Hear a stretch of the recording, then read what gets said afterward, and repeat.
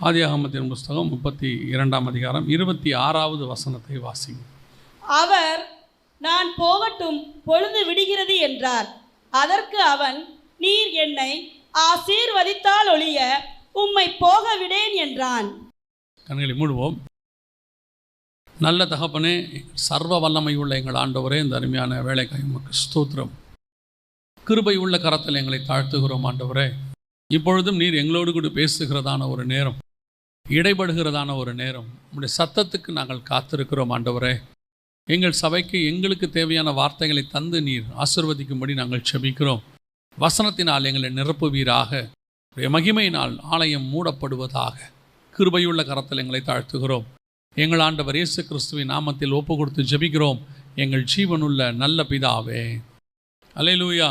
ஆண்டவரை நோக்கி யாக்கோபு ஒரு விண்ணப்பத்தை ஏறெடுக்கிறார். அது என்ன விண்ணப்பம் என்றால் 26வது வசனம் 32ஆம் அதிகாரம் ஆதியாகமத்தின் புஸ்தகம் சொல்லுகிறது.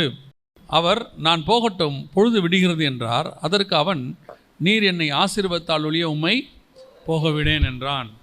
வசனத்தில் அவன் ஆண்டவரை பார்த்து யாக்கோபு ஒரு காரியத்தை கேட்கிறான். நீர் ஆசீர்வதித்தால் ஒழிய உம்மை போக விடேன் என்றான். அநேக ஆசீர்வாதங்களை குறித்து நாம் வாசிக்கிறோம். குறிப்பாக முற்பிதாக்களுடைய ஆசீர்வாதத்தை நாம் பார்க்கிறோம். முற்பிதாக்கள் என்று சொன்னால் ஆபிரகாம், ஈசாக்கு, யாக்கோபு என்பவருடைய ஆசீர்வாதங்கள். இந்த 3 பேருடைய ஆசீர்வாதங்கள் விசேஷமானவைகள். எல்லாருக்குமே இருக்குது. ஆனால் இந்த 3 பேருடைய ஆசீர்வாதம் விசேஷமானது. குறிப்பாக அதில் ஆபிரகாமுடைய ஆசீர்வாதம் விசேஷமானது. ஆபிரகாமின் ஆசீர்வாதம் புறஜாதியாருக்கு வரும்படி அப்படின்னு சொல்லப்பட்டு பரிசுத்த ஆவியை குறித்தும் அந்த ஆபிரகாமுக்கு கொடுக்கப்பட்டதான அப்பம், ரசம், இது சம்பந்தமான விஷயங்களை குறித்தும் நாம் பார்க்கிறோம். அதையும் தாண்டி ஈசாக்குக்கு கொடுக்கப்பட்ட ஆசீர்வாதம் யாக்கோபுக்கு கொடுக்கப்பட்டது. குறிப்பாக ஆசீர்வாதம் அப்படின்னு சொல்கிறத நம்ம யாரும் இங்கே விரும்பாமல் இல்லை. ஆசீர்வாதத்தை விரும்பாதவர்கள் யாரும் இல்லை. ஆனால் ஆசீர்வாதம் என்பது என்னங்கிறதுல தான் இப்போ பிரச்சனையே இருக்குது. புதிய ஏற்பாட்டு சபைக்கும் பழைய ஏற்பாட்டு சபைக்கும் என்ன வித்தியாசம், அதாவது இன்னும் இப்படி சொல்லணும்னா நியாயப்பிரமாணத்துக்கும் சுயாதீன பிரமாணத்துக்கும் என்ன வித்தியாசம் அப்படின்னு கேட்டிங்கன்னு சொன்னால், நியாயப்பிரமாணத்தின் ஆசீர்வாதமானது ஆரம்பிக்கும் பொழுது ஆவிக்குரிய விதத்தில் இருந்தாலும் அது போக போக உலக பிரகாரமாய் தான் இருந்தது. ஆனால் நமக்கு முழுக்க முழுக்க மேலான ஆசீர்வாதம், அதாவது ஆவிக்குரிய ஆசீர்வாதத்தை குறித்து ஆண்டவர் வேதம் சொல்லுகிறது. கீழானவைகள் அல்ல, மேலானவைகளையே நாடுங்கள் என்று சொல்லப்பட்டிருக்கிறது. நமக்கு கொடுக்கப்பட்ட ஆசீர்வாதங்கள் ரொம்ப வித்தியாசமானது. ஆனால் என்ன ஆச்சரியம்னு கேட்டிங்கன்னா, இந்த பழைய ஏற்பாட்டில் சொல்லப்பட்ட ஆசீர்வாதங்களுடைய ஆவிக்குரிய தனம் அது அவங்களுக்கு தெரியல. இப்போது கானானை சுதந்திரிக்கணுங்கிறது ஆபிரகாமுக்குரியது.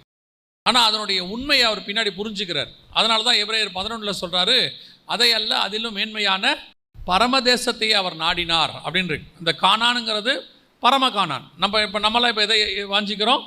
பரம கானானை வாஞ்சிக்கிறோம். அவர் கானான் தேசத்தை விரும்பினார். நான் எதனால் இந்த தேசத்தை நான் சுதந்திரித்துக் கொள்வேன் அப்படின்னு கேட்குறார்.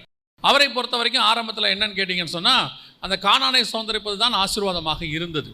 ஆனால் கவனித்துக் கொள்ளுங்கள், அதற்கு பிறகு அவருக்கு அந்த ஆவிக்குரிய தரம் புரிகிறது.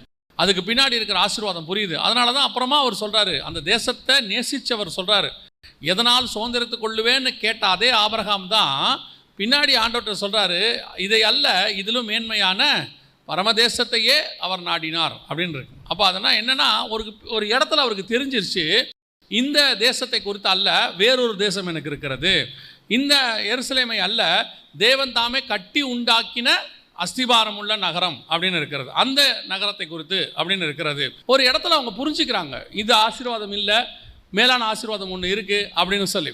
ஆனால் புதிய ஏற்பாட்டு சபையை சார்ந்த இப்போ நாம் அவங்க புரிஞ்சுக்கிட்ட அளவுக்கு கூட ஆசீர்வாதத்தை புரிஞ்சுக்கணுமான்னு தெரியல. இப்போ நமக்கும் அவங்கள மாதிரியே தான் இருக்கும். இப்போ பாருங்கள், ஆண்டவர் ஆபிரகாமை அனுப்பும்போது என்ன சொல்லி அனுப்புகிறாரு? உன் பேரை பெருமைப்படுத்துவேன் அப்படிங்கிறார். இப்போ ஆபிரகாம் நினச்சிருப்பார், ஆட்டோமேட்டிக்காக என்ன நினச்சிருப்பார்? ஓ, இந்த ஊரில் நம்ம பேரை பெரிய பேராக மாற்றுவார் போல் அப்படின்னு சொல்லி 15ஆம் அதிகாரம் வரைக்கும் ஆபிரகாமுக்கு எல்லா ஆசீர்வாதமும் வருது.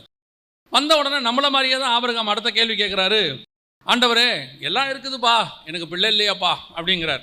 உடனே ஆண்டவர் சொல்கிறார், இல்லைப்பா உனக்கு ஒரு பிள்ளையை நான் கொடுப்பேன்ப்பா அப்படிங்கிறார். அந்த பேரை பெருமைப்படுத்துவேன்னு அவர் சொன்னது பூமியில் இல்லை, அது பூமியிலையும் இருக்குது. அது அதாவது எப்படின்னா, கர்த்தர் சொன்னதனுடைய அர்த்தம் வேறு. ஆபிரகாமுடைய பேரை எங்கே பெருமைப்படுத்துவாருன்னு. அடுத்து உனக்கு பிள்ளை கொடுப்பேன்னு ஆண்டவர் சொன்னது ஏதோ உலக பிரகாரமாக ஆபிரகாமுடைய சொத்தை கவனிச்சிக்கிறதுக்கு இல்லை, அந்த பிள்ளையின் வழியாக கிறிஸ்து வர வேண்டும், அதனுடைய ஆசீர்வாதம். தேவனுடைய வியூ வேற ஆசீர்வாதத்தில். இப்போ நாம் எப்படி ஆரம்பத்தில் ஆபிரகாம் உலக வியூவாகவே பார்த்துக்கிட்டு இருக்கிறார். அப்புறம் ஒரு இடத்துல அவர் புரிஞ்சுக்கிறாரு, இல்லை இதெல்லாம் இல்லை, ஆசீர்வாதம் என்பது உண்மையானது வேற அப்படிங்கிறத அவர் புரிஞ்சுக்கிறார். அதே மாதிரி தான். ஆனால் இப்போ என்னென்னா அவங்க புரிஞ்சுக்கிட்டாங்க.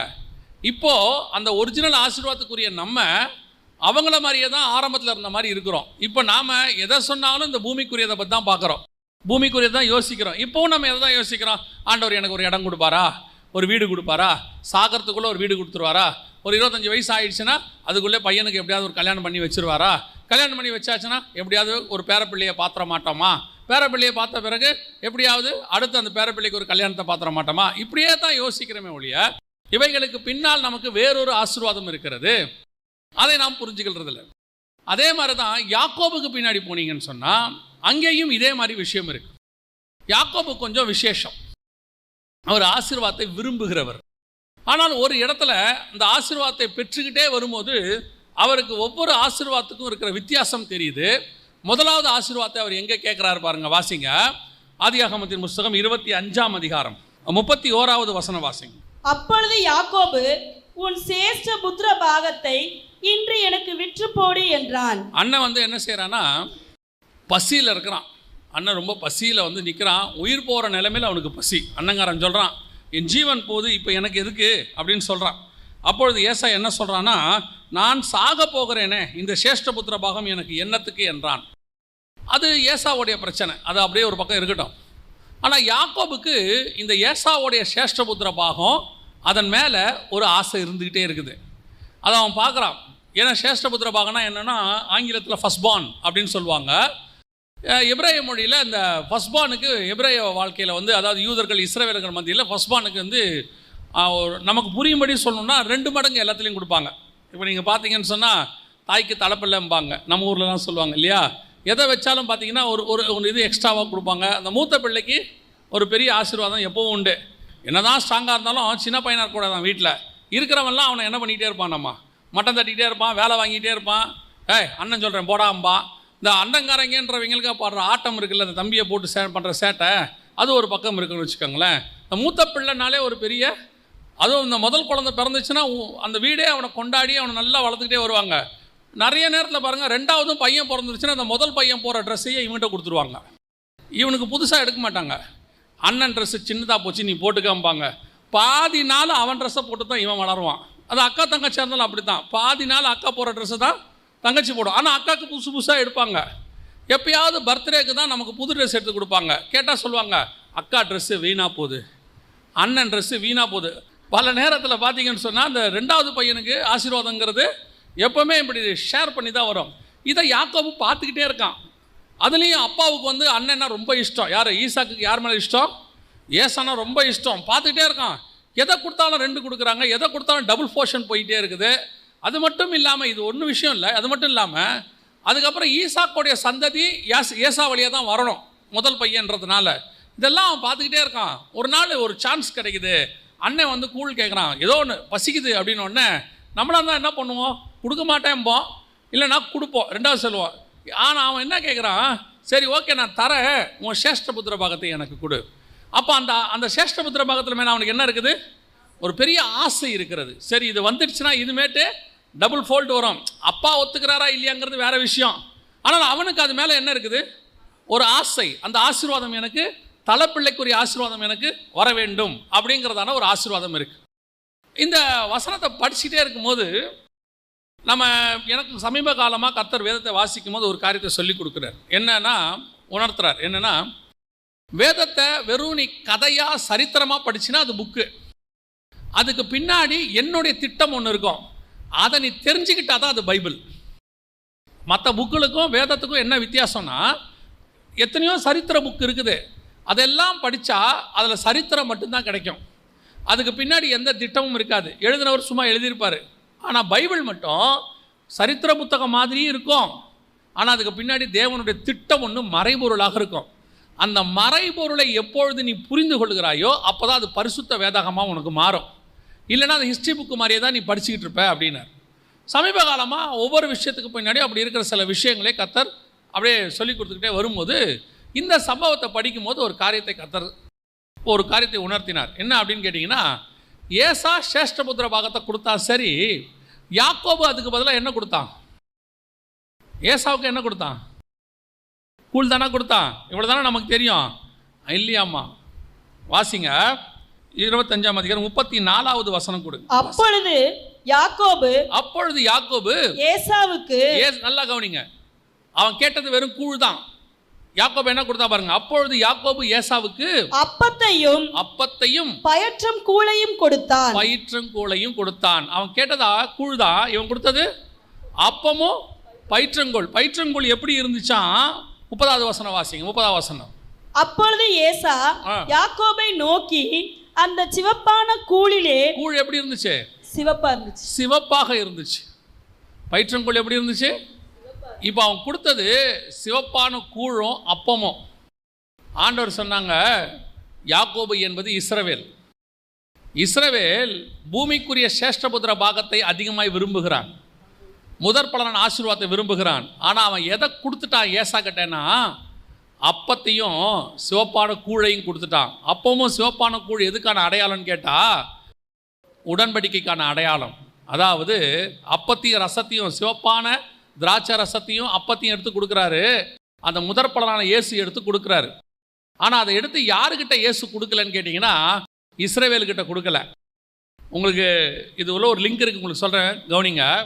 2ஆம் அதிகாரம் யோவானில் மரியாள் இயேசுக்கிட்ட போய் திராட்சை ரசம் கேட்குறாங்க இல்லையா? அவர்களுக்கு திராட்சை ரசம் குறைவுபட்டது என்றாள். அப்பொழுது இயேசு, உனக்கும் எனக்கும் என்னன்னார். ஸ்திரீயே, உனக்கும் எனக்கும் என்ன அப்படின்னு கேட்டார். ஏன் அந்த இடத்துல மட்டும் அவர் ஸ்திரீன்னு சொன்னார்? ஆதியாகமம் 3:15 ஆண்டவர் சொல்லும்போது தீர்க்க தரிசனம் சொல்கிறார், உனக்கும் ஸ்திரீக்கும் உன் வித்துக்கும் அவள் வித்துக்கும் பகை உண்டாக்குவேன். அது சபைக்கும் இயேசுக்கும் பிசாசுக்கும் அந்தி கிறிஸ்துக்குமான தொடர்பு. அந்த இடத்துல ஸ்திரீ என்பது உலக பிரகாரமாக யாரை குறிக்கும்னா மரியாதை குறிக்கும். ஸ்திரீயின் வித்தாக இயேசு வந்தார். இப்போ அந்த ஸ்திரீ சபை. இப்போ நியாயப்பிரமாண சபையினுடைய முடிவு தான் இயேசு. அந்த நியாயப்பிரமாண சபைக்கு அடையாளம் தான் மரியாள். அவங்க யூதர்களுக்கு திராட்சை ரசம் கேட்குறாங்க. யாருக்கு திராட்சை ரசம் இல்லை? யூதர்களுக்கு இல்லை, அவங்களுக்கு முடிஞ்சிருச்சு. இப்போ இயேசு சொல்கிறாரு, உனக்கும் எனக்கும் என்ன. அதோட அர்த்தம் என்னன்னா, நியாயப்பிரமாண சபையே புதிய உடன்படிக்கை திராட்சை ரசத்தில் உனக்கும் எனக்கும் என்ன. இந்த விஷயத்தில் இஸ்ரவேல் சபைக்கும் எனக்கும் ஒன்றும் கிடையாது. என் வேலை இன்னும் வரவில்லை. அந்த வேலை எப்போ வந்துச்சுன்னா, சிலுவைக்கு போகிறதுக்கு முன்னாடி கம்யூனியன் கொடுக்கும்போது இயேசு சொல்கிற வார்த்தை, என் வேலை வந்ததென்று சொல்லி அவர் திராட்சை ரசத்தை எடுத்து கொடுத்தாருன்னு இருக்கு. அப்போது அந்த திராட்சை ரசம் என்பது உடன்படிக்கைக்கான அடையாளம். இப்போ இது யாருக்கிட்ட இருந்துச்சுன்னா, இஸ்ரவேல் கையில் இருந்துச்சு. யாக்கோபு என்பது இஸ்ரவேல். அவங்ககிட்ட புதிய உடன்படிக்கை இருந்துச்சு. இஸ்ரவேலில் தான் அது இருந்துச்சு. இயேசு தனக்கு உண்டானவைகளிலே வந்தார், சொந்தமானவற்றில் வந்தார். இஸ்ரவேலில் தான் அது இருந்துச்சு. ஆனால் நடந்தது என்ன அப்படின்னு கேட்டால், ஏசா என்பது புறஜாதிக்கு அடையாளம், ஏதோமியர் புறஜாதிக்கு அடையாளம். இவன் என்ன பண்ணுறான், யாக்கோபு அவனுடைய உலக பிரகாரமான சேஷ்டபுத்திர பாகத்தை வாங்கிக்கிட்டு என்னத்தை கொடுத்துட்டான்? புதிய உடன்படிக்கையை அவன் கையில் கொடுத்துட்டான். இன்னைக்கு உலக ஆசீர்வாதத்தை நீங்கள் பெற்றுக்கொள்ள விரும்புகிறோம், சகோதர ஆசீர்வாதத்தை பெற்றுக்கொள்ள விரும்புகிறோம். ஆனால் எதை விட்டு கொடுக்கிறோம் என்பதுதான் கேள்வி. அதுக்கு பதிலாக எதை கொடுக்கிறோம்? யாக்கோபு தன்னை அறியாமலேயே ஒரு காரியத்தை செய்தான். பயிற்றங்கூழையும் அப்பத்தையும் யார் கையில் கொடுத்துட்டான்? ஏசா கையில் கொடுத்துட்டான். இப்போ ஈசாக்கு ஏசாவை ஆசீர்வதிக்கும் போது ஒரு காரியம் சொல்றாரு, நல்லா கவனிங்க. எல்லா ஆசீர்வாதத்தையும் யாக்கோபு வாங்கிட்டு போயிடுறான். வாங்கிட்டு போன உடனே ஏசா போய் கேட்குறான் ஈசாக்க, என் தகப்பனே, 38ஆம் வசனம், என் தகப்பனே, இந்த ஒரு ஆசீர்வாதம் மாத்திரம்தான் உம்மிடத்தில் உண்டா? 27ஆம் அதிகாரத்தில் ஆசீர்வாதம் உண்டா? என் தகப்பனே, என்னையும் ஆசீர்வதியும் என்று சொல்லி ஏசா சத்தமிட்டு அழுதான். அப்பொழுது ஈசாக்கு சொல்கிற ஒரு வார்த்தை பாருங்க, நீ உன் பட்டயத்தினாலே பிழைத்து, 40ஆவது வசனம், உன் சகோதரனை சேவிப்பாய். நீ மேற்கொள்ளும் காலம் வரும்போதோ உன் கழுத்தில் இருக்கிற அவனுடைய நுகத்தடியை முறித்து போடுவாய் என்றான். இது எதுக்கான அடையாளம் கேட்டிங்கன்னா, இந்த யாக்கோபு எல்லாத்தையும் வாங்கிட்டான், சேஷ்டபுத்திர பாகத்தை. இப்போ இவன் 2வது பையன் ஆயிட்டான். அவனுக்கு இவன் சேவிக்கிற இடத்துக்கு வந்துட்டான். ஆனால் ஈசாக்கு ஒரு வார்த்தையை சொல்கிறாரு, உன் காலம் வரும்போதோ நீ மேற்கொள்ளுவாய். அது எதுக்கான அடையாளம் தெரியுமா?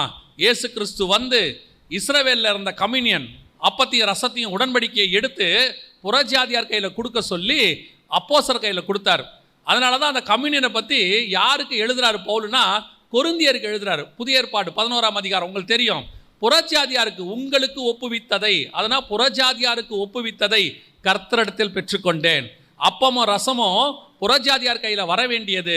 அது எங்கே அதுக்கான அடையாளம் பைபிளில் இருக்குதுன்னா, இஸ்ரவேலாகிய யாக்கோபு கையிலிருந்து ஏசாவாகிய புறஜாதி கையில் அது போய் சேர்ந்து விட்டது. ஆனால் அதுக்கு புறஜாதியார் எதை விட்டுட்டாங்க? ஏசா எதை விட்டுட்டான்?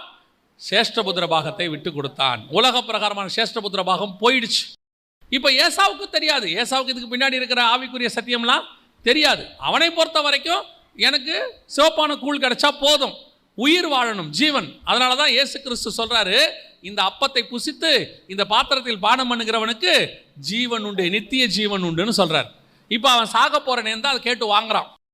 என்ன ஆசீர்வாதம்? இன்னைக்கு உலக பிரகாரமான ஆசீர்வாதத்தை கான்சென்ட்ரேட் பண்ணதான யாக்கோப், இஸ்ரவேல் எதை விட்டு விட்டான் என்று சொன்னால், தன்னை அறியாமலேயே தனக்கு வைக்கப்பட்டிருந்ததான ஒரு மிகப்பெரிய உடன்படிக்கையை கொடுத்து விட்டார். இன்னைக்கு நாமும் பல நேரங்களில் அப்படிப்பட்டதான ஆசீர்வாதத்தை தான் விரும்புகிறோம்.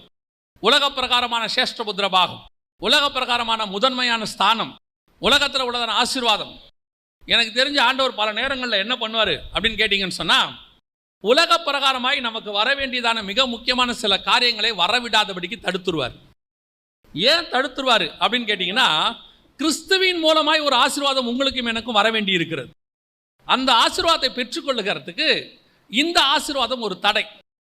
பல நேரத்தில் நம்ம என்ன சொல்கிறோம்? எங்கள் அப்பா அம்மா என்னை ஏமாற்றிட்டாங்க, எங்கள் அக்கா தங்கச்சிங்க என்னை ஏமாற்றிட்டாங்க, கொடுக்க வேண்டியதெல்லாம் எனக்கு கொடுக்காம விட்டுட்டாங்க, எனக்கே தெரியாமல் கையெழுத்து போட்டு விற்றுட்டாங்க, நான் கேட்டதுக்கு என்னை திட்டி அமுச்சு விட்டாங்க. இதெல்லாம் தேவனுக்கு தெரியுமா தெரியாதா?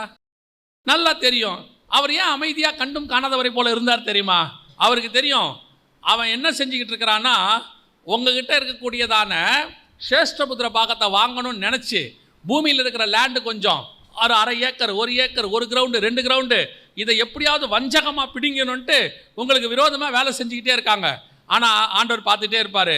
அவன் லேண்டை தான் உன் கையிலேருந்து வாங்க போகிறான், ஆனால் அவன் கொடுக்க போகிறது உனக்கும் எனக்குமான ஒரு உடன்படிக்கையை அவன் கொடுத்து விட்டு போக போகிறான். பல நேரங்களில் கர்த்தர் நீங்கள் ஆசைப்படுகிறதை விட மேலான ஆசீர்வாதத்தை ஒன்று கர்த்தர் வைத்திருக்கிறார். அது நம் கண்களுக்கு தெரியாது, ஏசாவுக்கு தெரியாது. இப்போ என் கையில் அவன் கொடுக்குறானே, அது இஸ்ரவேல் கொடுக்குதுன்னு அவனுக்கு தெரியாது. அவனை பொறுத்த வரைக்கும் யாக்கோபு கொடுக்குறான். அன்னைக்கு இஸ்ரவேல் புறஜாதியார்ட்ட கொடுத்த கம்யூனியன் இன்னைய வரைக்கும் அந்த கம்யூனியன் நம்ம கையில் தான் இருக்கிறது. இப்போ வரைக்கும் நம்ம கையில் தான் இருக்குது. இப்போ நீங்கள் எந்த ஆசீர்வாதத்துக்கு ஆசைப்படுறீங்கன்றதான் கேள்வி. சேஷ்டபுத்திர பாகம் எப்படி இருந்தாலும் யாக்கோபுக்கு வந்துடும். ஏன்னா ஆண்டவர் வயிற்றில் இருக்கும்போதே என்ன பண்ணிட்டாரு? சொல்லிட்டாரு. அவன் சொல்லிட்டாரு, அவர் ஆண்டவர் சொல்லிட்டாரு, மூத்தவன் இளையவனை சேவிப்பான்னு எங்கே சொல்லிட்டாரு? வயிற்றில் இருக்கும்போதே ரெபெக்காட்ட சொல்லிட்டாரு. ஆனால் அதை பெற்றுக்கொள்வதற்கு யாக்கோபு கையாண்ட முறை, இவன் சேஷ்டபுத்திர பாகத்தை ஏசா கிட்ட கேட்காவிட்டாலும் அது யாருக்கு வந்து சேர்ந்துடும்? யாக்கோபு கிட்ட வந்து சேர்ந்துடும். அதை யாராலையும் தடுக்க முடியாது. ஏன்னா அது கர்த்தர் நிர்ணயம் பண்ணது வயிற்றில் இருக்கும்போது. அதை பெற்றுக்கொள்வதற்கு நம்ம நடுவில் சில தந்திரம் பண்ணுற மாதிரிங்க. ஏசா சொல்லுவான், தந்திரத்தினாலே என்னிடத்துல தான் அவன் பெற்றுக்கொண்டான்பா. அதைத்தான் உங்களுக்கு சொல்கிறேன். பல நேரத்தில் கர்த்தர் நமக்குன்ற நியமித்ததை நம்ம கையில் கொண்டு கொடுத்துருவார். நடுவில் நம்ம பூந்து சில காரியங்களை கெடுத்துருவோம். நடுவில் நம்ம பூந்து அதை செய்யலாம், இதை செய்யலாம், அவரை பிடிக்கலாம், இவரை பிடிக்கலாம், அந்த வக்கீலை பிடிக்கலாம், இந்த எம்எல்ஏவை பிடிக்கலாம், கவுன்சிலரை பிடிக்கலாம், அவரை பார்த்தா வேலைக்கு ஆகும், எவரை பார்த்தாலும் வேலைக்கு ஆகாது. அப்படி செய்யும் போது உங்கள் கையிலிருந்து ஏதாவது போயிடும். ஆண்டவர் சொல்வார், எவ்விடத்திலும் வழக்காடுவது உனக்கு ஏற்றதில்லை. ஒரு இடம் வரும், உன்னை ஏமாத்தினவர்கள் கண்களுக்கு முன்பாக அவர்களுடைய நுகத்தடியை முறித்து போடுகிற காலம் ஒன்று வரும். கர்த்தர் உங்களை என்னை ஆசீர்வாதிக்கிற காலம் ஒன்று வரும். ஆனால் அந்த ஆசீர்வாதம் பூமிக்குரிய சேஷ்டபுத்திர பாகமாக இருக்காது. இயேசு கிறிஸ்துவிடத்திலிருந்து வரக்கூடிய உடன்படிக்கையின் ஆசீர்வாதமாக இருக்கும். ஏசா கையில் அப்பத்தையும் ரசத்தையும் அவன் கொடுத்துட்டான். அப்பத்தையும் சிவப்பான பயிற்றங்கூளையும் கொடுத்தான். யாக்கோபு ஆசைப்பட்ட முதலாவது ஆசீர்வாதம், பூமிக்குரிய ஆசீர்வாதம் என்ன தெரியுமா? அண்ணனை மாதிரி எனக்கு 2 மடங்கு வேணும், அவனை மாதிரி வேணும். இப்பவும் சொல்கிறேன், உங்களுக்கும் எனக்கும் கர்த்தர் வேறொரு ஆசீர்வாதத்தை வச்சிருக்கிறார். அது மேலானது. வானத்தையும் பூமியும் உண்டாக்கின தேவன், தேவனுடைய ஊழியக்காரர் ஆசீர்வதித்து கொடுத்த அப்பமும் ரசமும், கர்த்தர் முதற் பேரான இயேசு கொடுத்த ஆசீர்வாதம் நம்ம கையில் இருக்கு. நமக்கு உடன்படிக்கை பண்ணினவர் ஒருவர் இருக்கிறார். அவருடைய ஆசீர்வாதங்கள் எல்லாம் நமக்கு தான் வரப்போகுது. அல்லேலூயா. நம்ம ஏன் அதை பற்றி கவலைப்படணும்? நல்லா அரசியல் தெரிஞ்சு நல்ல இராணுவ வீரன் மாதிரி இருந்தால் தாவீதோடைய அண்ணன், அவன் ராஜாவாகலை, ஆனால் அவன் இராணுவத்தில் தான் போனோம். இவனுக்கு ராஜா ட்ரெஸ்ஸு கூட போட முடியாது, ஆனால் இவனை கர்த்தர் ராஜாவாக உட்கார வச்சிருக்கிறார். யாரை எதுக்கு அனுப்புனார்னு கர்த்தருக்கு தெரியும். நாம் ஆசைப்படுறது அந்த மாதிரி ஆயிடணும், இந்த மாதிரி ஆயிடணும். யாக்கோபுக்கு அப்படி தான் ஆசை. என்ன ஆசை? ஏசா மாதிரி ஆயிடணும். கர்த்தர் நமக்கு வச்ச ஆசீர்வாதத்தில் உங்களுக்குன்னு வர வேண்டியது கண்டிப்பாய் வரும். அதில் மாற்று கருத்தே இல்லை. கர்த்தர் யாக்கோபை அன்னைக்கே சொல்லிட்டாரு, மூத்தவன் இளையவனை சேவிப்பான்னு. அது நிறைவேறும். இந்த குறுக்கு வழியில் போய் வாங்குதில்ல, அதை வாங்க போனதோடைய விளைவு யாக்கோபு எதை கொடுத்துட்டான்னு தெரியுமா? அவன் தன் கையில் இருந்த அப்பத்தையும் திராட்சரசம் பயிற்றுங்கூளையும் அவன் கையில் கொடுத்து விட்டான். இப்போ யாக்கோபுக்கு 2வது ஆசீர்வாதம் மேலே ஆசை வருது. அது எந்த ஆசீர்வாதம்? நம்ம எல்லாருக்கும் தெரிஞ்சது தான். ஆதியாகமத்தின் புஸ்தகம் 27ஆம் அதிகாரத்தில் தகப்பனுடைய ஆசீர்வாதம். ஆனால் இந்த ஆசீர்வாதத்தை அவன் பெற்றுக்கொள்வதற்கு அவன் ஆசைப்படலை. ஆசைப்பட்டது யாரு? ரெபேக்கா. ரெபேக்கா ஆசைப்பட்டாங்க. ஆனால் ரெபேக்கா கிட்ட ஒரு நல்ல குணம் இருக்குது. அதாவது ரெபேக்காவில் நீங்கள் தனியாக தியானிச்சு பாருங்கள், அந்த அம்மா மாதிரி ஒரு ஸ்பிரிச்சுவல் பர்சனை நீங்கள் என்ன செய்ய முடியாது? பார்க்க முடியாது. இந்த விஷயத்தை பார்க்கறதுக்கு முன்னாடி ஒரு விஷயத்தை நான் படித்தேன் அந்த அம்மாவை பற்றி. படிக்கும்போது அந்த அம்மாவுக்குள்ளே இருக்கக்கூடிய ஸ்பிரிச்சுவல் விஷயம் பாருங்கள். இந்த வசனத்தில் வாசிங்களேன், 27:41 வாசிங்களேன். யாக்கோபை தன் தகப்பன் ஆசீர்வதித்ததின் நிமித்தம் ஏசா யாக்கோபை பகைத்து, என் தகப்பனுக்காக துக்கிக்கும் நாட்கள் சீக்கிரமாய் வரும், அப்பொழுது என் சகோதரனாகிய யாக்கோபை கொன்று போடுவேன் என்று ஏசா தன் இருதயத்திலே சொல்லிக் கொண்டான். அடுத்த வசனம். மூத்த மகனாகிய ஏசாவின் வார்த்தைகள் ரெபேக்காளுக்கு அறிவிக்கப்பட்டது. எப்படி? போதும். எப்படி? ஏசா எங்க சொன்னான்? இருதயத்தில் சொல்லிக் கொண்டான். இந்த காரியம் யாருக்கு அறிவிக்கப்பட்டது? எப்படி? அவன் மனசுல நினைச்சத ரெபேக்காட்ட யார் சொன்னா? புரியுதா? நான் அந்த வசனம் புரியுதா? நம்ம சாதாரணமாக படிச்சுட்டு போயிடுவோம். வசனத்தை படிச்சு பாருங்க. யாக்கோபை கொன்று போடுவேன் என்று ஏசா தன் இருதயத்தில் சொல்லி கொண்டான். இருதயத்தில் மனசில் நினச்சிருக்கிறான். இந்த காரியம் ரெபேக்காளுக்கு, அது என்ன சொல்றது? இந்த காரியம் ரெபேக்காளுக்கு அறிவிக்கப்பட்டது. யார் மூலமா? அப்பன்னா ரெபேக்காளுக்கும் தேவனுக்கும் உள்ள தொடர்பை பாருங்க. வயிற்றில் பிள்ளை ஒன்றோடு ஒன்று மோதிக்கொண்டவுடன் ரெபேக்கா யார் இடத்துல போனால் இது என்னவாய் முடியுமோ என்று விசாரிக்கும்படி கர்த்தரிடத்தில் போனாள். அப்போ ரெபேக்காளுடைய சுபாவம் என்னன்னா, கர்த்தரோட பேசுகிற சுபாவம் இருக்கு அவளுக்கு. நம்ம பெருசாக நினச்சிட்டு இருக்கிறோம்ல, ஈசாக்கு ஆபிரகாம், நீங்கள் எடுத்து பாருங்க, ஈசாக்கோட ஸ்பிரிச்சுவலாக ஸ்டாண்டர்டை நீங்கள் பாருங்க. ரெபேக்காளுக்கு தேவனோடு கூட இருக்கிற தொடர்பு அதிகமாக இருக்கும். ஆபிரகாமில் இருந்த ஆசீர்வாதம் சாராள் கிட்ட போயிடும். யாக்கோபுக்கு தெரியாத விஷயம் லேயாளுக்கு தெரியும். இந்த முற்பிதாக்களுடைய மனைவிகள் இருக்கிறாங்கல்ல, இவங்க 3 பேரில் இருக்கிறதுல பெஸ்ட்டு யாருன்னா ரெபேக்காள் தான். இந்த அம்மா கிட்ட பாருங்க, அவன் இருதயத்தில் சொல்லி கொண்டான். இந்த காரியம் ரெபேக்காளுக்கு, இந்த பெனாதாத்னு ஒரு ராஜா இருப்பான் சிரியா தேசத்தில். அந்த ராஜா ஒரு நாள் தன்னுடைய தலைவர்கள்லாம் கூப்பிட்டு கேட்பான், நான் போடுற திட்டத்தெல்லாம் யாரோ இஸ்ரவேல் ராஜாவுக்கு போய் சொல்லிடுறாங்க, உங்களில் யார் அப்படி போய் சொல்கிறது எங்களுக்கு சொல்லுங்கம்பாங்க. சொன்ன உடனே கூட இருக்கிற தளபதி சொல்லுவான், ராஜாவே எங்கள் யாரையும் சந்தேகப்படாத, நீ உன் வீட்டின் பள்ளி அறையிலேயே பேசுகிறதை, அதாவது உன் வீட்டு பெட்ரூமில் பேசுகிறத எலிசாவுக்கு தெரிஞ்சிருங்கிறான். நீ உன் வீட்டு ரூம்குள்ளே பேசினா யாருக்கு தெரியும்? எலிசாவுக்கு தெரிஞ்சிருங்கிறான். அதுக்கு ஈக்குவலான வார்த்தை தான் இது. உன் இருதயத்தில் நீ பேசினா அது ரெபேக்காளுக்கு தெரிஞ்சிடும். அப்படின்னா அந்த அம்மாவுடைய ஸ்பிரிச்சுவல் குவாலிட்டியை பாருங்கள். அதனால தான் அந்த அம்மா சொல்லுது, யாரை கூப்பிட்டு? யாக்கோபை கூப்பிட்டு, ஆசீர்வாதம் யாருக்கு போகுது? ஏசாவுக்கு போகுது. அது ஏசாவுக்கு போகக்கூடாது. ஏன் போடக்கூடாது? என் வயிற்றில் இருக்கும் போதே ஆண்டவர் சொல்லிட்டாரு. என்ன சொல்லிட்டாரு? மூத்தவன் இளையவனை சேவிப்பான்னு சொல்லிட்டாரு. ஆசீர்வாதம் உனக்கு தான் வரும், நீ போய் வாங்கிக்கோ அப்படின்னு சொல்லிட்டாங்க. இப்போ யாக்கோபுக்கு மனசில் பயம் இருக்கு. என்ன பயம் இருக்கு? அப்பா ஆசீர்வதிச்சா ஆசீர்வாதம், அப்போ சபிச்சா சாபம் தானே. ஆசீர்வதிச்சிட்டாருன்னா பரவாயில்ல, சபிச்சிட்டாருன்னா? இப்போ ரெபேக்காள் சொன்னாங்க, ஆசீர்வதிச்சா அது உங்ககிட்ட வரட்டும், சபிச்சா அது என்கிட்ட வரட்டும். என்ன ஒரு டெடிகேஷன் பாருங்கள், எப்படிப்பட்டதான ஒரு டெடிகேஷன். இப்போ யாக்கோபுக்கு ஒரு தைரியம் வருது. என்ன தைரியம்?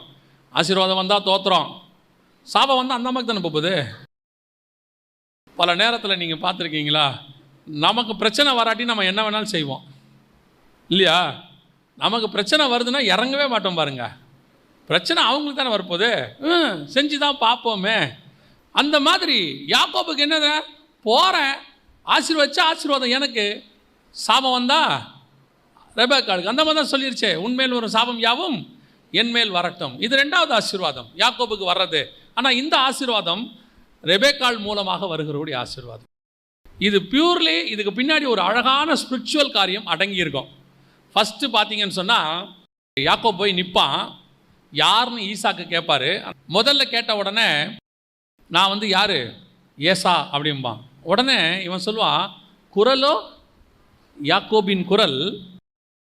தொட்டு பார்ப்பான், பார்த்தா சரீரமோ ஏன் ஏசாவின் சரீரம்னா அவன் மேலே என்ன போட்டிருந்தான்? ஆட்டுத்தோல் போட்டிட்டு உள்ளே வந்தான். தொட்டு பார்த்தா என்ன சரீரம்? ஏசாவின் சரீரம். அப்போது முதல்ல இஸ்ரவேல் ஆசீர்வாதத்தை பெற்றுக்கொண்டது கர்த்தருடைய வார்த்தை, சவுண்டு. முதல்ல கர்த்தருடைய சவுண்டு வந்துச்சு.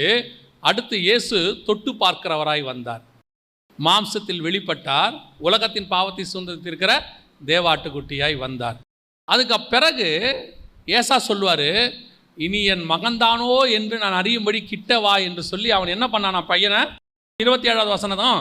அப்பொழுது அவனுடைய வஸ்திரங்களின் வாசனையை மோந்த உடனே ஆட்டுத்தோல்ல என்ன வாசனை வரணும்? ஆட்டுத்தோலை மோந்தா என்ன வாசனை வரணும்?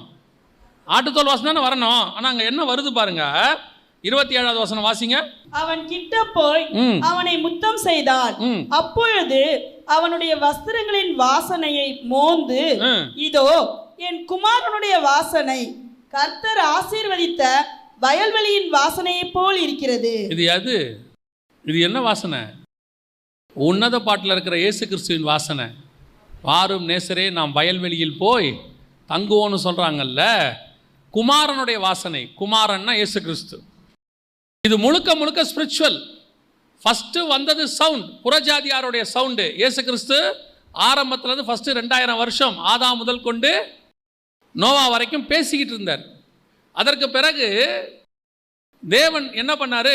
மாம்சத்தில் வெளிப்பட்டார், தொட்டு பார்க்கிறவராய் வந்தார். அதான் தோமா கிட்ட சொல்கிறார், என்னை தொட்டு பார் அப்படிங்கிறார் பாருங்க. அதற்கு பிறகு மோர்ந்து பார்த்தல். இப்போ ஆவியானவராக இருக்கிறார் நம்மகிட்ட. ஜீவ சுவாசத்தை ஊதினார், அவர்களை ஊதி பரிசுத்தாவை பெற்றுக்கொண்டார். இந்த 3 காரியமும் அங்கே இருக்கும். இப்போ அந்த முகந்து பார்த்தா என்ன வரும்னா, இயேசுவின் வாசனை வீசும். ஆவியானவரால் கொடுக்கப்பட்ட வசனத்தை நீங்கள் தியானிக்கும் போது இயேசு கிறிஸ்துவின் வாசனை வீசும். அந்த ஆசீர்வாதம் முழுக்க இயேசு கிறிஸ்துவின் மூலமாக வரக்கூடிய ஆசீர்வாதம். இதான் அங்கே சொல்லப்படுது. இந்த ஆசீர்வாதத்தை தான் அடுத்தபடியாக யாக்கோபு நேசித்தார். இந்த ஆசீர்வாதத்தை நீங்களும் நானும் நேசிக்கணும். சத்தம் நம்ம சத்தம், ஆனால் நம்ம சாயல் தேவ சாயலாக இருக்க வேண்டும். நம்ம சத்தம் தான், ஆனால் நம்மளை தொட்டு பார்த்தா யார் வெளிப்படணும் தெரியுமா? கிறிஸ்து வெளிப்படணும். அதனால தான் பவுல் சொல்கிறாரு, நான் என்னை சிலுவையில் அறைந்திருக்கிறேன், இனி நான் அல்ல, என்னில் வாழ்வது யாரு? கிறிஸ்து என்னில் வாழ்கிறார். நீங்கள் என்கிட்ட பேசி பாருங்க, பார்க்கறதுக்கு நான் பவுல் மாதிரி தான் இருப்பேன், ஆனால் என்னுடைய சாயல் தேவ சாயலாய் மாறிக்கொண்டே வர வேண்டும். என் மேல் ஆட்டுக்குட்டியினுடைய வஸ்திரம் வர வேண்டும். நமக்கு இன்றைக்கி அப்படி தான் இருக்குது. நமக்கு இன்றைக்கி என்ன பிரச்சனை? குரல் உள்ளுக்குள்ளே என்னவா இருக்குது? யாக்கோபு குரல் தான், ஆனால் மேலே மாறவே இல்லை. பேச்செல்லாம் என்ன பேச்சு? கிறிஸ்தவ பேச்சு தான், ஆனால் செய்கிற செய்கை என்ன செய்க? ஏசாவுடைய செய்கை. இன்றைக்கி நம்மளது எல்லாம் புறஜாதியாருடைய செய்கை தான். ஆனால் பேசும்போது பார்த்தீங்கன்னா பிரைஸ் தி லார்ட், ஹல்லேலூயா, ஸ்தோத்திரம். இல்லை சர்ச்சிலையாக இருக்கட்டும் வெளியாக இருக்கட்டும், நம்ம பேசுகிறத பார்த்து அடுத்தவங்க என்ன ஆகிடுவாங்க? மயங்கிடுவாங்க. பல நேரத்தில் நம்ம சவுண்டு வேற, நம்ம வேற.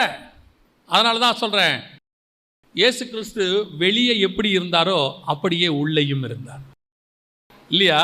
குரல் யாக்கோபின் குரலும் சரீரம் ஏசாவின் சரீரமும் கிடையாது. நான் ஆவிக்குரிய அர்த்தத்தை உங்களுக்கு சொல்லிட்டேன். உலக பிரகாரமாக சொல்கிறேன், என்னை வெளியே நான் என்ன பார்க்கிறேனோ அதே தான் நான் உள்ளே. நான் உள்ளுக்குள்ளே என்ன எனக்கு சுபாவம் இருக்கிறதோ அதே சுபாவம் தான் எனக்கு வெளியே. எனக்கு ஒரு அங்கிள் இருக்குது தெரியும், இப்போ அவங்க இல்லை, அவங்களும் இன்ஜினியர் தான். அந்த அங்கிளும் பயங்கரமாக கோவப்படுவாங்க, வேறு வழி இல்லை. வேறு நம்ம சொல்கிற வேலையை செய்யலாம், ஆட்டோமேட்டிக்காக கோவம் தானே வரும். ஆனால் அந்த அங்கிள் கெட்ட வார்த்தைலாம் பேச மாட்டாங்க. அவர் சொல்கிறதே அழகாக இருக்கும். இப்போ நீ இதை எப்பயா மாட்டியாடா அப்படிம்பாரு. அவன் பார்த்துட்டே இருப்பான், நரக்கத்துக்கு போகிறவனே அப்படிம்பாரு. அதாவது அவர் திட்டுறாரு, ஆனால் கெட்ட வார்த்தை யூஸ் பண்ணல. எப்படி திட்டுறாரு? நரகத்துக்கு போகிறவனே, வீணா என் சாபத்தை வாங்கிக்காத, இப்படியே தான் பேசுவார்.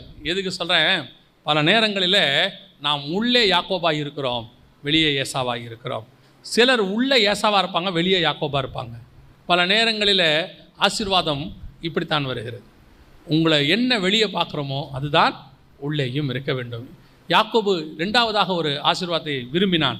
அது அவன் விரும்பாவிட்டாலும் தானாய் வந்தது, அவன் தாயார் மூலமாக வந்தது. இப்பவும் சொல்கிறேன், ரெபேக்கா சொன்ன வார்த்தை இருக்குல்ல, உண்மையில் ஒரு சாபம் யாவும் இது முழுக்க முழுக்க இயேசு கிறிஸ்து செய்தது. இயேசு எல்லா ஆசீர்வாதத்தையும் நமக்கு கொடுத்து விட்டு சாபத்தை எல்லாம் அவர் சுமந்து தீர்த்தார் என்று வேதம் சொல்லுகிறது. அவருக்கு வந்த எல்லா ஆசீர்வாதம் அவர் என்ன பண்ணிட்டாராம், நம்மகிட்ட கொடுத்துட்டார். அவர் சொல்கிறார், பிதா எனக்கு கொடுத்தவைகளில் ஒன்றையும் நான் வச்சுக்கல, எல்லாத்தையும் உங்ககிட்ட கொடுத்துட்டேன்ட்டாரு. நீங்கள் போய் பிதா இயேசுக்கிட்ட என்னென்ன கொடுத்தாருன்னு வாசிச்சு பாருங்கள். புதிய ஏற்பாட்டில் நியாயம் தீர்க்கிற அதிகாரத்துலேருந்து எல்லாத்தையும் வேதம் சொல்லுது. அத்தனையும் ஒரு யார்கிட்ட கொடுத்துட்டாராம், நம்மகிட்ட கொடுத்து வச்சிருக்கிறாரு. தேவன் தாமே அத்தனை அன்புள்ளவராக நம்மில் இருந்தார். அல்லேலூயா. இது 2வது ஆசீர்வாதம் யாக்கோபு பெற்றுக்கொண்டது. 3வது ஒரு ஆசீர்வாதம் இருக்குது. யாக்கோபுக்கு எங்கேருந்து வந்துச்சு வாசிங்க. ஆதியாகமத்தின் புஸ்தகம் 31ஆம் அதிகாரம் 1வது வசனத்தை வாசிங்க. லாபானுடைய குமாரர் எங்கள் தகப்பனுக்கு உண்டானவைகள் யாவையும் யாக்கோபு எடுத்துக்கொண்டான் என்றும், எங்கள் தகப்பனுடைய பொருளினாலே இந்த செல்வத்தை எல்லாம் அடைந்தான் என்றும் சொன்ன வார்த்தைகளை யாக்கோபை கேட்டான். இது 3வது. யாக்கோபு லாபானிடத்தில் வேலை செய்ய போகிறான். ஆனால் 3வது ஆசீர்வாதம் எங்கிருந்து வருகிறது? லாபானின் புத்திரர் சொல்கிறாங்க, என் தகப்பனுடையதை எல்லாம் யார் எடுத்துக்கொண்டா? ஆனால் அப்படி அவன் எடுக்கவில்லை, அவன் வேலை செஞ்சுருக்கிறான். 20 வருஷம் என்ன பண்ணியிருக்கிறான்? வேலை பண்ணியிருக்கிறான். வேலை பண்ணது மாத்திரமல்ல, அவனுக்கு உண்டானது மட்டும்தான் கிடச்சிச்சு. அவனுக்கு உண்டானது மட்டும்தான் அவனுக்கு கிடச்சிச்சு. அவன் என்ன கூலி வேலை செய்தானோ அதை கர்த்தர் அவனுக்கு தந்தார். என்ன, லாபானுக்கு கொடுத்ததை விட கர்த்தர் இவனுக்கு அதிகமாக கொடுத்தார். அதை பார்க்கும்போது லாபானுக்கு என்ன தோணுது, நம்மளதை எல்லாம் இவன் என்ன பண்ணிட்டான். இது 3வது ஆசீர்வாதம். முதல்ல உள்ளது சகோதரனுடையது, 2வது தாய் பெற்று கொடுத்தது, 3வது மாமனுடையது. மாமாவுடைய ஆசீர்வாதம் யாருன்னா சிரியா தேசத்துக்காரன், புறஜாதியாருடைய ஆசீர்வாதம். இந்த புறஜாதியாரோட ஆசீர்வாதம் என்பது என்ன அப்படின்னு கேட்டிங்கன்னா, நம்ம உலகத்தில் வேலை செய்கிறோம், எல்லாம் பண்ணுறோம், ஆனால் கர்த்தர் நம்மளை அங்கே என்ன பண்ணுறாரு, ஆசீர்வதிக்கிறார். ஏன்னா கர்த்தர் நம்மோடு கூட இருக்கிறார். இதை பார்க்கும்போது நம்ம கூட வேலை செய்கிறாங்கல்ல, அவங்களுக்கு நம்ம மேலே என்ன வரும், ஒரு பொறாமை ஒன்று வரும். கர்த்தர் நம்மளை ஆசீர்வதிக்கிறத பார்த்து. இங்கே மட்டும் இல்லை, நீங்கள் எடுத்து பாருங்கள், யோசேப்பு காலத்துலேருந்து இது நடக்கும், யாக்கோபு காலத்துலேருந்து நடக்கும். நம்மளை இவங்க ஒன்றும் இல்லாமல் விரட்டி விட்டுருவாங்க. இன்னும் சொல்ல போனால் இவங்க நம்மளோட மேலே தான் இருப்பாங்க. ஆனால் அவங்க கண்ணுக்கு முன்னாடி கர்த்தர் நம்மளை உயர்த்திக்கிட்டே வருவார், ஆசீர்வதிச்சிட்டே வருவார். இதை எப்படியாவது நம்மக்கிட்டேருந்து எடுக்கணும்னு ஒரு கூட்டம் என்ன செய்யும், முயற்சி பண்ணோம். இந்த நேரத்தில் தான் இந்த ஆசீர்வாதத்தை கர்த்தர் அவன் கைக்கு போகாமல் நம் கைக்கு வாங்கி கொடுப்பார். இல்லை, எனக்கு பின்ன ஆச்சரியன்னா, 20 வருஷமாக அவங்ககிட்ட பேசாமல் இருந்த ஆண்டவர் அந்த இடத்துல ஒரு காரியம் அவனை பார்த்து சொல்லுவார் பாருங்க. 11வது வசனம் 31:11 வாசிங்க. அன்றியும் தேவதூதன் ஒருவர் சொப்பனத்தில் யாக்கோபே என்றார், இதோ இருக்கிறேன் என்றான். அப்பொழுது அவர், உன் கண்களை ஏறெடுத்துப் பார், ஆடுகளோடு பொலியும் கடாக்கள் எல்லாம் கலப்பு நிறமும் புள்ளியும் வரியும் உள்ளவைகளாய் இருக்கிறது. லாபான் உனக்கு செய்கிற யாவையும் கண்டேன். நீ தூணுக்கு அபிஷேகம் செய்து எனக்கு ஒரு பொருத்தனையை பண்ணின பெத்தேலிலே உனக்கு தரிசனமான தேவன் நானே. இப்பொழுது நீ எழுந்து இந்த தேசத்தை விட்டு புறப்பட்டு உன் இனத்தாரில் இருக்கிற தேசத்திற்கு திரும்பி போ என்று சொன்னார் என்றான். லிட்ரலாக ஆண்டவர் சொல்லியிருக்காரு, புறப்பட்டு போ அப்படின்னு சொல்லி. 20 வருஷம் அங்கே வேலை செஞ்சுருக்கிறான். கர்த்தர் அந்த 20 வருஷத்தில் இப்போ சொல்கிறாரு, நீ போதும், என்ன செஞ்ச, வேலை செஞ்சது போதும், புறப்பட்டு போ. ஆனால் இங்கே நல்லா கவனிச்சு பாருங்க, இந்த இடத்துல சொல்லப்பட்டது எல்லாமே உன்னை சுற்றி லாபான் செய்கிற எல்லாத்தையும் நான் என்ன பண்ணியிருக்கிறேன், பார்த்துக்கிட்டே இருக்கிறேன். நீ வேலை செய்கிற இடத்துல நம்ம புறஜாதியார்கிட்ட இருக்கும்போது நாம் உண்மை உள்ளவர்களாக தான் இருக்கிறோம். ஆனால் நம்மை சுற்றி அவர்கள் செய்கிற காரியங்களை யார் பார்த்துக்கிட்டே இருக்கிறா, தேவன் பார்த்துக்கிட்டே இருக்கிறார். கூட வேலை செய்கிறவங்க, மேலதிகாரி, நம்ம கூட இருக்கிற பக்கத்தில் இருக்கிற டேபிளில் இருக்கிறவங்க, இவங்க எல்லாம் நமக்கு செய்கிறத கர்த்தர் பார்த்துக்கிட்டே தான் இருக்கிறாரு. இன்னும் சொல்கிறேன், ஆவிக்குரிய வாழ்க்கையிலையாக இருக்கட்டும், ஊழியத்தின் பாதையிலையாக இருக்கட்டும், நீங்கள் உண்மையாக தான் இருந்திருப்பீங்க. ஆனால் உங்கள் மேலே ஒரு பொறாமை ஒன்று வரும். ஏன் அந்த பொறாமை வருது தெரியுமா? கர்த்தரே உங்களை ஆசீர்வதிக்கிறதுனால தான் அந்த பொறாமை வருது. இந்த பொறாமைக்கு காரணமே யாருன்னு பார்த்தீங்கன்னா, அவன் பொறாமைப்படுறதுக்கு யாருன்னு பார்த்தீங்கன்னா, கர்த்தர் நம்மளை ஆசீர்வதிச்ச ஆசீர்வாதம். அது ஏன் ஆசீர்வதிக்கிறான்னு தெரியாது. கர்த்தர் நம்ம கூட இருக்கிறாரு. நம்மளை ஆசீர்வதிக்கிற ஆசீர்வாதத்தை பார்க்கும்போது நம்ம ஒன்றும் அதுக்கு தகுதியானவங்களும் கிடையாது. ஆனால் அவரோட திட்டம் நம்ம மேலே இருக்குது. அவன்லாம் கேட்பான், உனக்கு மட்டும் எப்படி திடீர்னு ப்ரொமோஷன் வருது, உனக்கு மட்டும் ஏன் இன்க்ரிமெண்ட் வருது, உன்னை மட்டும் ஏன் அவர் திட்டவே மாட்டுறாரு, உன்னை மட்டும் ஏன் சாஃப்டாக நடத்துகிறாங்க. வசனம் சொல்லும், யோசேப்புக்கு அவன் கண்களில் கிருபை கிடைத்தது. என்ன செய்ய முடியும்? நம்மளை பார்த்தா அவங்களுக்கு ஆத்திரம், நம்மளை பார்த்தோன்னா கோபம். உடனே என்ன பண்ணுவாங்க? உன்னை அது பண்ணுறேன் இது பண்ணுறேன். ஆண்டவர் சொல்கிறாரு, உன்னை லாபான் பண்ணுறதை நான் பார்த்துக்கிட்டே தான் இருக்கிறேன், நான் பார்க்காமலாம் இல்லை. சில நேரத்தில் நமக்கே தோணும் தெரியுமா, ஏன் இந்த ஆள் நம்மளை இவ்வளோ டார்ச்சர் பண்ணுறான், கர்த்தர் பார்க்குறாரா இல்லையா? ஆண்டவர் சொல்கிறார், நான் பார்த்துக்கிட்டு தான் இருக்கேன். என்ன பண்ணுறீங்க ஆண்டவரே? அவன் டார்ச்சர் பண்ண உன்னை உயர்த்திக்கிட்டே இருக்கிறேன். ஏன் ஆண்டவரே? அவன் இன்னும் டார்ச்சர் ஆகட்டும், இன்னும் பொறாமப்படட்டும். நீங்கள் யோசிச்சு பாருங்க, சவுல் டென்ஷன் ஆக ஆக தாவீதை உயர்த்திக்கிட்டே இருப்பார். ஏன்னா உயர்த்திக்கிட்டே இருக்காங்க.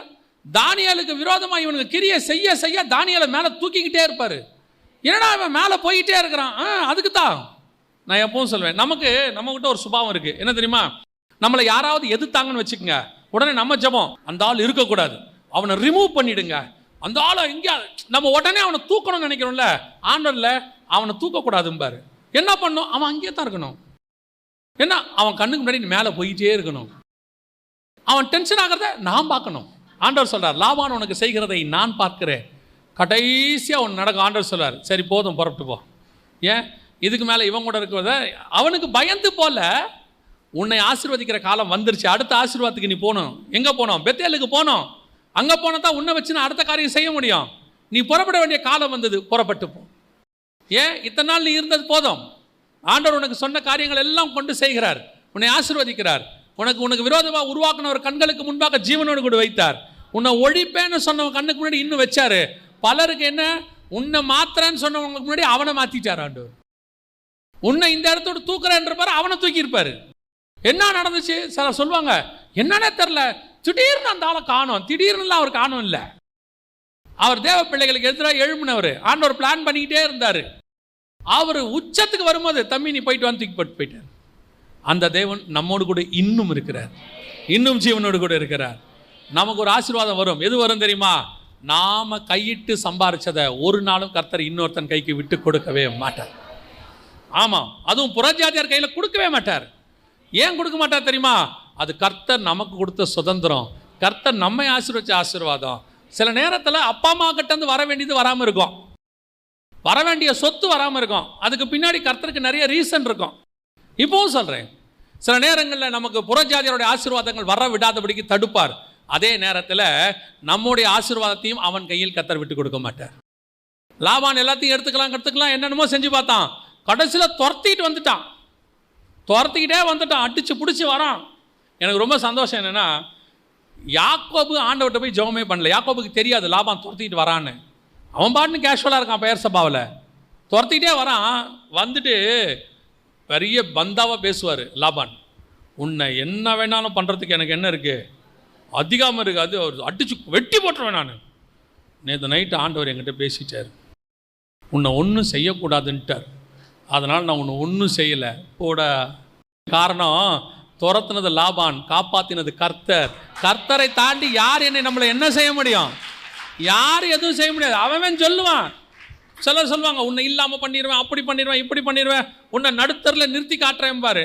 ஒன்றும் பண்ண முடியாது. இப்போவும் சொல்கிறேன், ஒன்றும் பண்ண முடியாது. காரணம் என்ன தெரியுமா? அவனுக்கும் நமக்கும் நடுவில் தேவனாகிய கர்த்தர்னு ஒருத்தர் நியாயம் இருக்கிறவர் இருக்கிறார், வழக்காடுகிறவர் இருக்கிறார். அவரை தாண்டி நம்மகிட்ட வரவே முடியாது. எங்க வர? நம்ம ஒன்றும் பலசாலிலாம் கிடையாது. நான் சொல்லுவேன், பைபிளில் நான் பார்த்ததுலேயே அதிக பயந்த சுபாவம் யாரு, பயந்தாங்கொள்ளி யாருன்னு கேட்டிங்கன்னா யாக்கோபு தான். பயந்துக்கிட்டே இருப்பான். ஏசாக்கிட்ட சேஷ்டபுத்திர பாகத்தை வாங்கிட்டான், ஆனால் பயம். அப்பா கிட்ட ஆசீர்வாதத்தை வாங்கிட்டான், பயம். ஊரை விட்டே ஓடிட்டான். அங்கே போனால் லாபானுக்கிட்ட பயம், இங்கே போனால் சிமியோனும் லேவியும் ஒருத்தனை கொலை பண்ணிடுவாங்க, அங்கே பயம். அவன் வாழ்நாளெல்லாம் பயம். ஆனால் ஒன்று, அவ்வளவு பயந்தாலும் அவன் தலை முடிய கூட எவனையும் தொட விட மாட்டார் கர்த்தர். நடுவில் நின்று வழக்காடுவார். நீங்களும் நானும் அப்படித்தான். நம்மளை பார்க்கறதுக்கு அப்படி தெரியாது, பந்தாவே தெரியும். தெரியுமா உங்களுக்கு? இந்த எலியா இருக்காமல, பயங்கர பந்தா ஆள். கர்த்தருக்கு முன்பாக நிற்கிற நான், சூரியனை இறக்குற எல்லாம் ஏசபேல் ஒன்று சொன்னவொன்னு ஊரை விட்டு ஓடிட்டான் பாருங்க. நாளைக்கு இந்நேரம் உன் தலை இருக்காதுன்னு ஒன்று இதை எலியா கேள்விப்பட்ட உடனே வனாந்தரத்துக்கு ஒரு நாள் பிரயாணம் போய் சூரச்செடிக்கையில் படுத்து, போதுங்கத்தாவே நான் சாகிறேன். ஆனால் ஆண்டவர் சொல்கிறாரு, பயப்படவே பயப்படாதே, யாக்கோபு என்னும் சிறு மந்தையே பயப்படாதே, வானத்தையும் பூமியும் உண்டாக்கின தேவன் நம்மோடு கூட இருக்கிறார். அவரை தாண்டி யாரும் எதுவும் நம்மளை எதுவுமே செய்ய முடியாது. உன்னை சிங்கக்கபியில் போடுறவனாக இருந்தாலும் ராஜாவை நைட்டு தூங்க விட மாட்டார். தானியேல் படுத்து தூங்கிட்டான், ராஜா தூங்கலை. காலில் வந்து கேட்குறாரு, தானியேலே தேவன் உன்னை விடுவிக்க வல்லமை உள்ளவராக இருந்தாரா? அதெல்லாம் நல்லபடியாக தான் இருக்கிறேன், கவலைப்படாதன்றான் இவன். அவனை ராஜா தூங்கலை. பல நேரத்தில் நமக்கு விரோதமாக எழும்புறவனோட தூக்கத்தை ஆண்டவர் தூக்கிடுவார். நமக்கோ நல்ல நிம்மதியான நித்திரையை கர்த்தர் கட்டளையிடுவார். அல்லேலூயா. ஒரு புறஜாதியாரும் உங்கள் ஆசீர்வாதத்தை எடுக்கும்படி கர்த்தர் அனுமதி கொடுக்கவே மாட்டார். ஒரு வேளை யாராவது எடுத்துகிட்டு போனாலும் கவலைப்படாதிருங்கள், அதை 2 மடங்காக 10 மடங்காக திருப்பி தர கர்த்தர் வல்லமை உள்ளவராக இருக்கிறார். நம்முடைய ஆண்டவர் சர்வ வல்லமை உள்ள தேவன். அல்லேலூயா. கடைசியாக ஆரம்பத்தில் வாசித்த வசனம் திருப்பி வாசிங்க, முடிக்கலாம். ஆதியாகமத்தின் புஸ்தகம் 32ஆம் அதிகாரம் 26வது வசனம். அவர் நான் போகட்டும், பொழுது விடுகிறது என்றார். அதற்கு அவன், நீர் என்னை ஆசீர்வதித்தால் ஒழிய உம்மை போக விடேன் என்றார். இதான் யாக்கோபு கேட்ட கடைசி ஆசீர்வாதம். ஃபஸ்ட்டு அண்ணனுடைய சேஷ்டபுத்திர பாகத்தை ஆசைப்பட்டான். அடுத்து அப்பா கிட்டேருந்து ஆசீர்வாதம் வந்துச்சு. அடுத்து மாமா கிட்டேருந்து புறஜாதியார்கிட்ட ஆசீர்வாதம் வந்துச்சு. இதெல்லாம் வந்தது உண்மை. சரி, இவ்வளோ ஆசீர்வாதம் இருக்குது, எல்லாம் இருக்குது, ஓகே ரைட்டு பரவாயில்ல அப்படின்னு நினச்சா, இப்போது யாக்கோபு நினைக்கிறான், எங்கள் அண்ணங்கிட்டேருந்து வந்து ஆசீர்வாதம் இல்லை, எங்கள் அப்பா கொடுத்த ஆசீர்வாதம் என் கண்ணுக்கு முன்னாடி இப்போ தெரியல, எங்கள் மாமா கிட்டேருந்து புறஜாதியிருந்து ஆசீர்வாதம் கண்ணுக்கு முன்னாடி இருக்குது, ஆனால் நாளைக்கு காலையில் இதெல்லாம் இருக்குமான்னு தெரியாது. ஏசா வந்துக்கிட்டு இருக்கிறான். இந்த எந்த ஆசீர்வாதமும் எனக்கு உண்மையான ஆசீர்வாதம் கிடையாது. ஆண்டவரே, நீங்கள் ஆசீர்வச்சிருங்க. அவனுக்கு ஒன்று மட்டும் நல்லா தெரியும், கர்த்தர் ஆசீர்வதித்தவனை மனுஷனால் ஒன்றுமே செய்ய முடியாது, நீங்கள் மட்டும் என்னை ஆசீர்வதிச்சுட்டு போயிருங்கன்னு கேட்குறேன். யாக்கோபுடைய சேஷ்டபுத்திர பாகம் இருக்கு, இப்போ அதை எடுக்கிறதுக்கு ஒருத்தன் வந்துக்கிட்டு இருக்கான். எங்கள் அப்பாவுடைய ஆசீர்வாதம் வந்துச்சு, நான் தந்திரமாக வாங்கிட்டேன்னு கோபக்காரன் ஒருத்தன் வந்துக்கிட்டு இருக்கான். எங்கள் மாமாவுடைய ஆசீர்வாதம் வந்துச்சு, அதையுமே நீங்கள் தான் காப்பாற்றி கொடுத்தீங்க. ஆனால் இது எல்லாமே உண்மையான ஆசீர்வாதமானு எனக்கு தெரியாது. ஆனால் எனக்கு ஒரு ஆசீர்வாதம் தெரியும். என்ன தெரியுமா? நீங்கள் ஆசீர்வதித்தால் ஒழிய உம்மை நான் போக விடேன். ஒரு விஷயம் மட்டும் நல்லா தெரிஞ்சுக்கொள்ளுங்க, கர்த்தர் ஆசீர்வதித்த உங்களையும் என்னையும் இந்த உலகத்தில் இருக்கிற எவனும் சபிக்க முடியாது, அழிக்க முடியாது, எதுவுமே செய்ய முடியாது. எனக்கு பைபிளில் ரொம்ப பிடிச்ச ஒரு விஷயம் என்னென்னா, நோவா குடிவரி தெரிஞ்சு எழுந்திருப்பார் இல்லையா? எழுந்திரிச்ச உடனே தன்னுடைய இளைய குமாரன் தனக்கு செய்ததை அறிந்து, நோவா வெறி தெளிந்து எழுந்து தன் இளையகுமாரன் தனக்கு செய்ததை அறிந்து, செய்தது யாரு? இளையகுமாரன். யார் செஞ்சது? இளையகுமாரன் பேர் என்ன? சேம் காம் யாபேத்து தான். காம் தான் செஞ்சது. இந்த வேலையை செஞ்சது யாரு? காம். அவ யாரை சபிக்கணும்? காம தானே சபிக்கணும். ஆனால் நோவா காம சபிக்க மாட்டார். நோவா என்ன சொல்றாரு? தன் இளையகுமாரன் தனக்கு செய்ததை அறிந்து. யார் சபிக்கப்பட்டவன்? ஏன் காம சபிக்காம கானானை சபிச்சாரு? கானான் யாருன்னா காமுடைய பையன். அதாவது நோவா பையன் செஞ்சதுக்கு பையனை சபிக்காம யாரை சபிச்சாரு? பேரனை சபிச்சிட்டாரு. ஏன் பேரனை சபிக்கிறாரு பையனை சபிக்காமன்னு கேட்டிங்கன்னா, 9ஆம் அதிகாரம் 1வது வசனத்தில் கர்த்தர் நோவாவையும் அவன் குமாரரையும் ஆசீர்வதித்து, அப்படின்னா நோவாவுக்கு நல்லா தெரியுது, இப்போ நான் என்ன தான் என் இளையகுமாரன் சபிச்சாலும் அந்த சாபம் என்ன செய்யாது, அவன் மேலே நிற்காது. ஏன் நிற்காதுன்னா கர்த்தர் அவனை ஆசீர்வதிச்சிட்டார். சரி, இவனை விட்டுருவான். இவனுக்கு அடுத்து யார் சேஷ்டபுத்திர பாகம்? அவன் பையன் கானான், அவனை சபிச்சிருவான். அந்த ஆசீர்வாதத்தை அவ்வளவு வல்லமை இருக்குமானால், கர்த்தர் ஆசீர்வதித்தவனை நோவாவால் சபிக்க முடியாதானால், கர்த்தர் ஆசீர்வதித்த உங்களையும் என்னையும் இந்த பூமியில் இருக்கிற எந்த மனுஷனும் சபிக்கவே முடியாது. அத்தனையும் நம்ம மேலோட ஆசீர்வாதம் தான். அத்தனையும் ஆசீர்வாதம் தான். எப்படிப்பட்ட ஆசீர்வாதம் பாருங்க. ஆனால் இந்த ஆசீர்வாதம் அவனுக்கு சும்மா வரல, தெரியுமா? அந்த இடத்துல ஒரு ஆண்டவர் ஒரு அழகாக ஒரு கேள்வி கேட்பாரு. வாசிங்க. இப்போ 26 அவன் கேட்குறான், நீர் என்னை ஆசீர்வதித்தால் ஒழிய உம்மை போக விடேன். அடுத்தது அவர் உன் பேர் என்ன என்று கேட்டார். ஏன் இவருக்கு தெரியாதா? தெரியும், இவருக்கு தெரியும்ல. இவன் என்ன சொன்னான்? யாக்கோபு என்றான். இந்த இடத்துல அர்த்தம் புரியுதா உங்களுக்கு ஏதாவது? ஆக்சுவலாக யாக்கோபு ஆசீர்வாதத்தை ஈசா கிட்டேருந்து வாங்கும்போது இதே கேள்வியை ஈசாக்கு கேட்பான், மகனே நீ யார் அப்படின்னு கேட்பான். இதே யாக்கோபு சொன்னான், நான் ஏசான்னு சொன்னான். இவன் தானே சொன்னான். இப்போ திருப்பி தகப்பன் கேட்குறாரு, பரம தகப்பன் கேட்குறாரு, உன் பேர் என்னான்னு கேட்குறாரு. ஏன்? நீ முன்னாடி பேரை மாற்றி சொல்லி ஆசீர்வாதத்தை வாங்கிட்டு வந்த, இப்போ உன் பேர் என்ன? இப்போ சொல்கிறான், நான் யாக்கோபு, இப்போ நான் உன்னை ஆசீர்வதிக்கிறேங்கிறார். பல நேரத்தில் நாம் ஆசீர்வாதத்தை தந்திரமாய் வாங்கியிருக்கலாம், குறுக்கு வழியில் வாங்கியிருக்கலாம், ஒரு வேளை யார் வேணால் சொல்லியிருக்கலாம், அவங்க சொன்னதுனால வாங்கியிருக்கலாம். ஆனால் ஆண்டவர் கேட்குறாரு, அந்த ஆசீர்வாதம் அல்ல, இப்போ நான் உன்னை ஆசீர்வதிக்கிறேன். அந்த ஆசீர்வாதத்தை வாங்கின நீ ஊரை விட்டு ஓடுன. அவங்க அப்பா கிட்ட ஆசீர்வாதம் வாங்கினதானே ஊரை விட்டு ஓடனா? உங்கள் அப்பா கிட்ட ஆசீர்வாதத்தை பேரை மாற்றி சொல்லி வாங்கின, ஊரை விட்டு ஓடன. இப்போ உன் பேர் என்ன? யாக்கோபு. உண்மையை சொன்ன, இனி நீ ஊருக்குள்ளே போகலாங்கிறார். அதுக்கப்புறம் தான் அவன் எங்கே புறப்பட்டு போகிறான்? ஊருக்குள்ளே போகிறான்.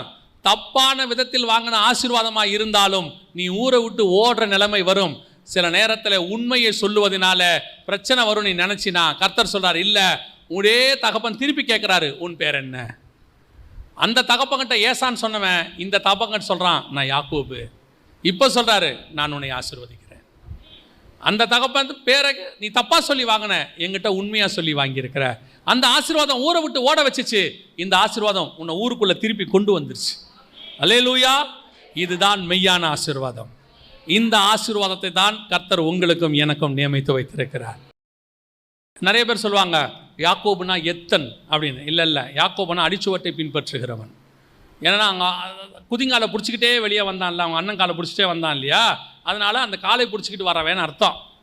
இப்போ அவர் சொல்கிறாரு, நீ உங்கள் அண்ணன் பேரை சொல்லி தானே ஆசீர்வாதம் வாங்கின, உன் பேரை சொல்லி வாங்க முடியல, இப்போ உன் பேரை சொல்லு, நான் உன்னை ஆசீர்வதிக்கிறேன்.